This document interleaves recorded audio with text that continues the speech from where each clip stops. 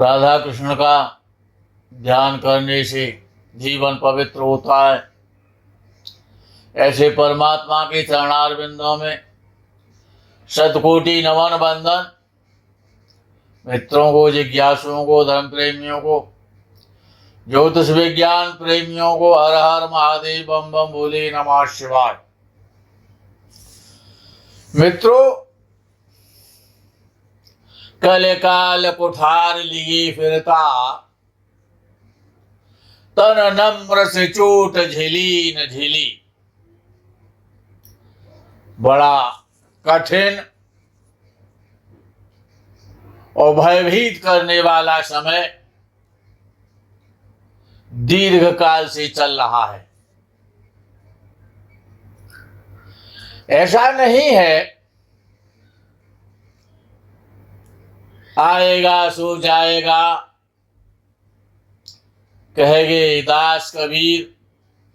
जो पैदा हुआ है उसकी मृत्यु निश्चित है।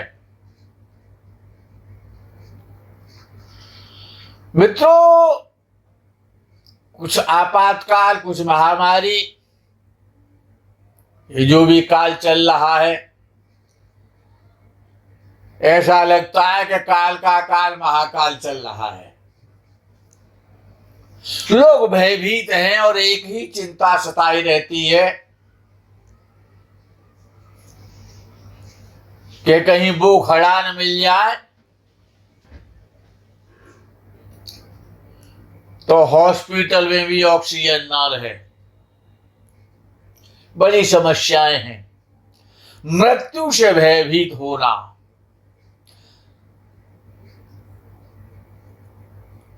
ये आयु का जो विषय है,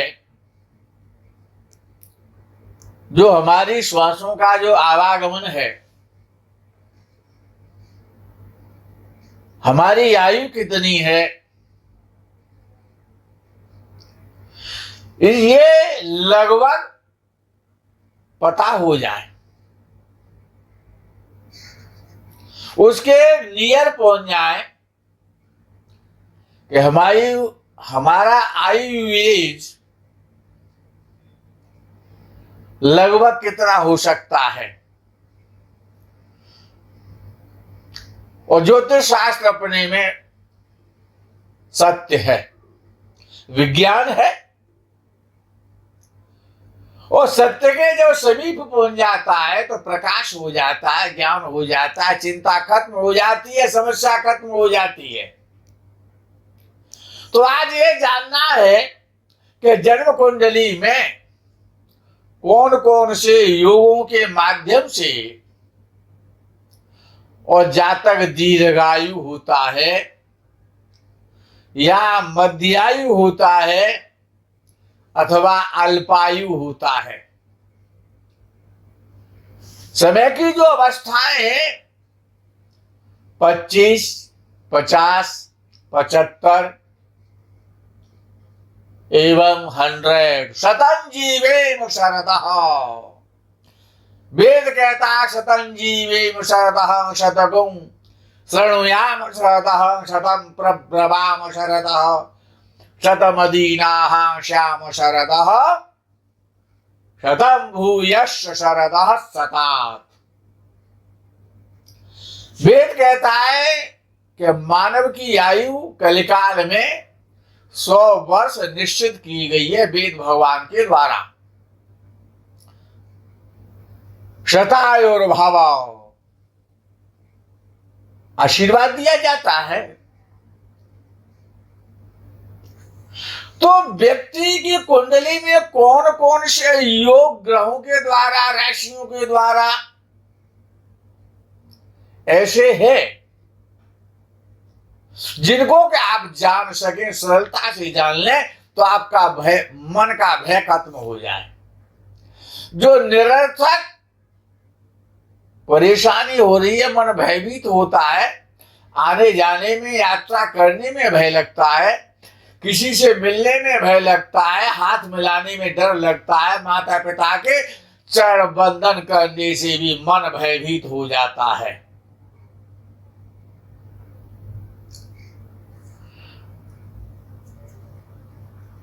तो अल्पायु, दीर्घायु और मध्यायु, ये जो जिन परिस्थितियों में आयु को बल मिलता है, आयु की वृद्धि होती है, वो परिस्थितियां कुंडली में कौन कौन सी होती हैं? तो पाराशर जी ने पहला सूत्र लिखा कि लगन या चंद्रमा में से कोई एक बलवान हो, लगन बलवान हो या फिर चंद्र लगन बलवान हो। लगन दो है प्रधानतया, लगन बलवान हो या चंद्र लगन बलवान हो, और दोनों ही बली है तो कहना ही क्या है, आयु बहुत सुंदर होगी। यद्यपि आप सभी जानते हैं कि शरीर रोगों का घर है, तथापि आयु का संबंध रोगों के साथ है, रोगों से आयु क्षीण होती है। लेकिन प्राय ऐसा भी देखा जाता है कि जिनसे रास्ता नहीं चला जाता है, चलने में श्वास फूल जाता है, 20 किलो वजन को उठा करके सिर पर नहीं रख सकते, ऐसे व्यक्ति शतायु देखे जाते हैं। तो आयु का संबंध विशेषतः ग्रहों के साथ है, सौरमंडल के साथ है, सूर्य लगन और चंद्र के साथ है, अन्य ग्रहों के साथ भी है। तो पहला सूत्र है कि लगन बलवान हो या फिर चंद्र लगन बलवान हो, और दोनों ही लगन बलवान है तो आयु को बल मिलता है, आयु बड़ी हो जाती है। लगन का स्वामी या चंद्र लगन का स्वामी शुभ ग्रहों के साथ बैठा हो तो आयु को बल मिलता है। तीसरा सूत्र है कि लगन पर और चंद्र लगन पर, लगन पर और चंद्र लगन पर शुभ ग्रहों की दृष्टि हो। लगन पर और चंद्र लगन पर शुभ ग्रहों की दृष्टि से आयु को बल मिलता है, आयु वृद्धि होती है, आयु बड़ा हो जाता है, आयु खंड बड़ा होता है। केंद्र, त्रिकोण, अष्टम और द्वितीय भावों में शुभ ग्रह हो। केंद्र 1, 4, 7, 10 और त्रिकोण पंचम भाव और नवम भाव, अष्टम भाव और द्वितीय भाव, इन भावों में शुभ ग्रह हो तो आयु बड़ी होती है। रोग तो होते हैं, आते हैं और जाते हैं, लेकिन आयु बड़ी हो जाती है। तीसरे भवन में, छठवें भाव में और 11वें भाव में पापक ग्रह बैठे हों तो आयु बड़ी होती है, आयु खंड बड़ा हो जाता है, आयु को बल मिलता है। यदि लगन में बृहस्पति जब बैठता है तो दीर्घायु बनाता है। यह भी एक सूत्र है। छठवां सूत्र है ये कि लगन में बैठा हुआ बृहस्पति व्यक्ति को दीर्घायु करता है। बृहस्पति और चंद्र यदि लगन में बैठे हों तो आयु को बल मिलता है, व्यक्ति दीर्घायु होता है। 8वां सूत्र है लग्नेश केंद्र में हो। लग्नेश लगन में हो, लग्नेश चतुर्थ भाव में हो, लग्नेश सप्तम भाव में हो या लग्नेश दशम भाव में हो तो दीर्घायु होता है। जन्म राशि का स्वामी केंद्र में स्थित हो तो आयु की वृद्धि होती है। 10वां सूत्र है लग्नेश लगन का स्वामी, राशिश चंद्र राशि का स्वामी। यदि बलवान है तो आयु को बल मिलता है, व्यक्ति दीर्घायु होता है।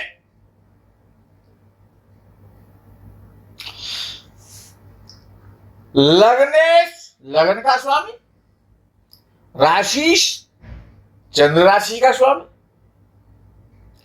यदि एकादश भाव में बैठते हैं तो व्यक्ति दीर्घायु होता है। ये 11 सूत्र हैं पाराशर जी के, जो कि आपने श्रवण किए हैं। बड़े सरल हैं, सुगम हैं और सत्य हैं। इनको आप अपनी कुंडली में निरीक्षण कर सकते हैं। अच्छा, ये तो आयु को बढ़ाने वाले फैक्टर हो गए।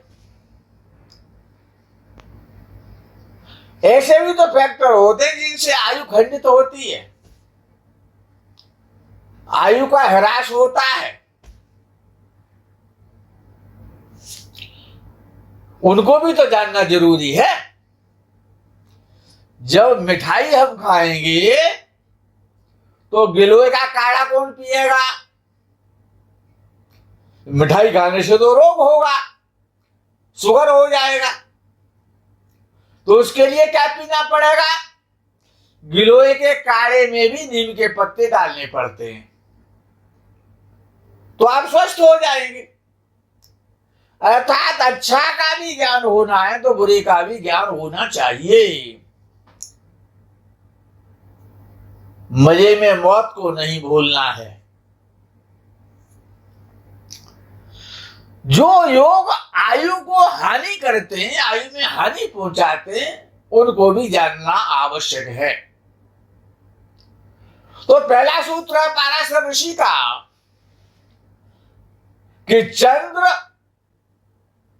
या लगन निर्बल हो, कमजोर हो तो आयु कमजोर हो जाती है।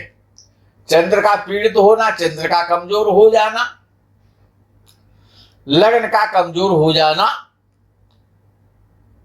आयु को पीड़ित करता है, आयु को हानि हो जाती है।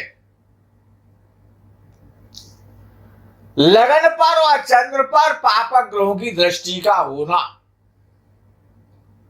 आयु की हानि करता है। यदि लगन पर शनि राहु केतु मंगल और सूर्य भी क्रूर हो जाते हैं, इसलिए भी उनको भी ध्यान में रखना है। उनकी भी दृष्टि आयु में हानि करेगी।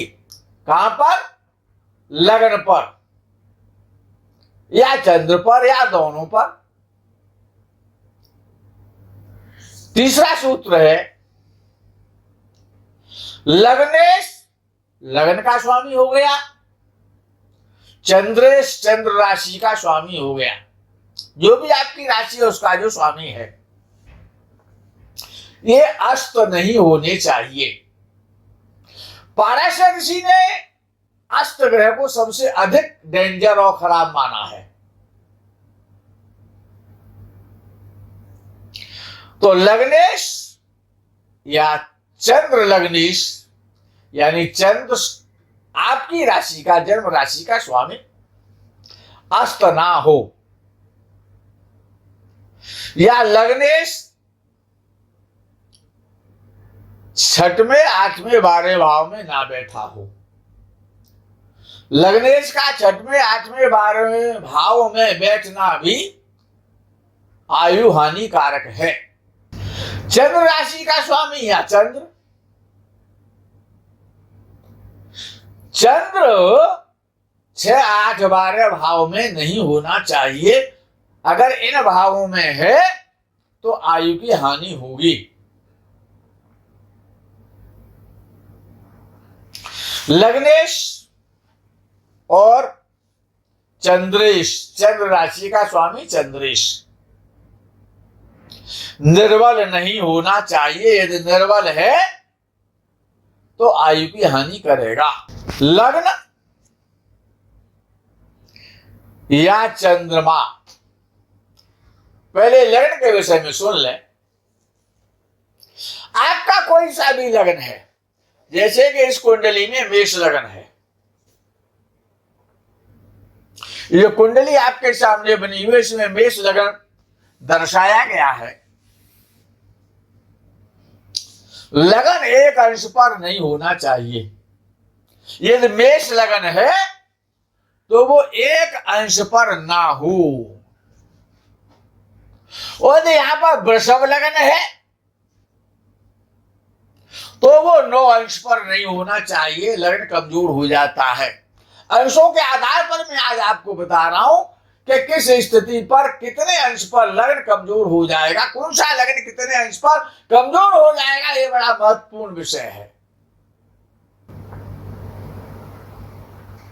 यदि आपका मिथुन लगन है, ये जहां पर 3 नंबर लिखा हुआ है, जो मिथुन लगन का परिचायक है, तो इसमें 22 अंश पर लगन ना हो। मिथुन लगन तो हो लेकिन 22 अंश पर नहीं होना चाहिए, तो लगन बहुत कमजोर हो जाएगा।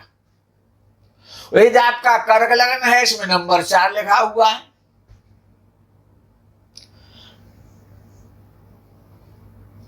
तो आपका लगन 21 अंश पर नहीं होना चाहिए। मित्रों, ऐसा प्रतीत होता है कि जो सूत्र आपको बताए गए हैं लगन के अंशों के आधार पर, लगन का नाम बोल करके उसमें कुछ गड़बड़ हो गई है हमसे, उसको द्वारा हम आपको रिपीट किए देते। मेष लगन 1 अंश पर कमजोर हो जाता है और वृषभ लगन 9 अंश पर कमजोर होता है, और मिथुन लगन 22 अंश पर और कर्क लगन 21 अंश पर, सिंह लगन 25 अंश पर और कन्या लगन 2 अंश पर, और तुला लगन 4 अंश पर और वृश्चिक लगन 23 अंश पर, धनु लगन 18 अंश पर और मकर लगन 20 अंश पर और कुंभ लगन 24 अंश पर और मीन लगन 10 अंश पर। मित्रों, निश्चित रूप से हमसे भूल हो गई थी, इसीलिए उनको दोबारा से रिपीट किया है। तो इन अंशों में यदि आपका लगन है तो वो लगन कमजोर माना जाएगा। अच्छा, अब चंद्र का विषय और बाकी रह जाता है। लगन का तो बोल दिया, चंद्र का भी तो बोलना कि अगर चंद्र अगर इन अंशों पर है, कहीं पर भी है और इन अंशों में है, तो चंद्र कमजोर हो जाएगा। कब हो जाएगा? कि मेष लगन में 26 अंश पर, वृषभ लगन में 12 अंश पर, मिथुन लगन में 13 अंश पर, कर्क लगन में 25 अंश पर और सिंह लगन में 24 अंश पर और कन्या लगन में 11 अंश पर, तुला लगन में तुला में 26 अंश पर और वृश्चिक में 14 अंश पर और धनु में 13 अंश पर, मकर में 25 अंश पर और कुंभ में 5 अंश पर और मीन में 12 अंश पर चंद्र कमजोर हो जाता है। ये जो अंश आपको बताए गए हैं, राशि वार बताए गए चंद्र के लिए, अगर चंद्र इन अंशों पर है और उसी राशि में है तो आपको समझ लेना चाहिए कि आपका चंद्र कमजोर है। चंद्रमा की स्थिति 6-8-12 में नहीं होनी चाहिए, आपको पहले भी बताया गया है। वक्री और पापी ग्रहों से दृष्ट शुभ ग्रह 6-8 भावों में स्थित होने पर आयु कमजोर हो जाती है। केंद्र, त्रिकोण और अष्टम में पापक ग्रहों को होने से आयु कम होती है, आयु क्षीण हो जाती है। मित्रों, ये जो दोनों प्रकार के जो योग हैं, आयु को बढ़ाने वाले और आयु को क्षीण करने वाले, अगर ये मिले जुले योग बन जाते हैं तो मध्य आयु व्यक्ति हो जाता है, अर्थात वो 65 और 70 के मध्य तक पहुंच जाता है, 70 तक पहुंच जाता है। 71 और 72 वर्ष की उम्र तक पहुंचते देखा गया है मिले जुले योग होने पर। ये इसलिए आपको जो सूत्र बताए गए हैं, 10 सूत्र हैं आयु को क्षीण करने वाले, 11 सूत्र हैं आयु की वृद्धि करने वाले। ये बड़ा सरल प्रकार है पाराशर्षि के द्वारा, इसको आप जाने, अपने और अपने मित्रों की, अपने परिवार की, अपने संतान की, सभी की कुंडली में आप देख सकते हैं। बड़ा सरल भाव से, सरल तरीके से पाराशर्षि ने ये सूत्र बनाए थे। वो आपको उचित ज्ञान दें, आपका भ्रम दूर करें, आपकी शंका दूर करें, आपका मन प्रसन्न हो। इसी कामना और भावना के साथ में हर हर महादेव बम बम भोले नमः शिवाय। जय गो माता की।